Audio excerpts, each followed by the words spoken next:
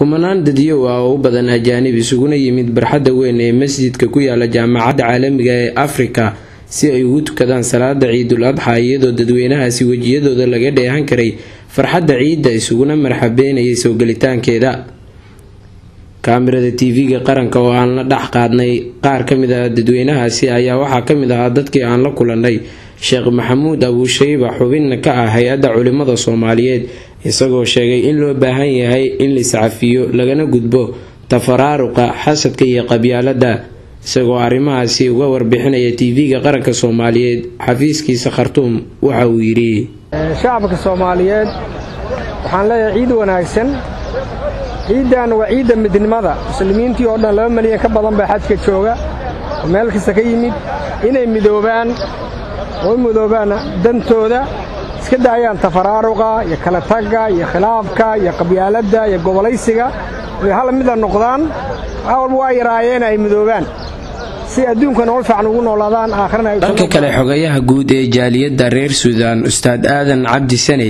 ayaa dhankiisa sheegay in ardayda wax ka barata Suudaan looga baahan yahay inay ilaaliyaan sumcadda wadankooda qof walibana uu yahay safiir wadanka uu ka soo jeedana matalaya waa sida uu hadalka u dhigay xogayaha guud ee jaaliyadda reer Suudaan Aadan Cabdi Sane isagoo arrimahaasi tibaaxayana waxa hadaladiisii kamid ahaa gaar ahaan waxaan u dardaarminayaa inay ku dadaalaan midnimada inay ku dadaalaan waxbarashada inay ku dadaalaan sumcadda Soomaaliga ayagoo ah dhamaantood safiiro oo kuwa rasmi ah iyo kuwa aan rasmi ahaynba qof kasta oo Soomaaliyeed wiili gabarba waa safiir Soomaaliyeed oo socda wajiga Soomaaliyeed weeye kaas oo hagaajin kara toosin karana sumcadda Soomaaliyeed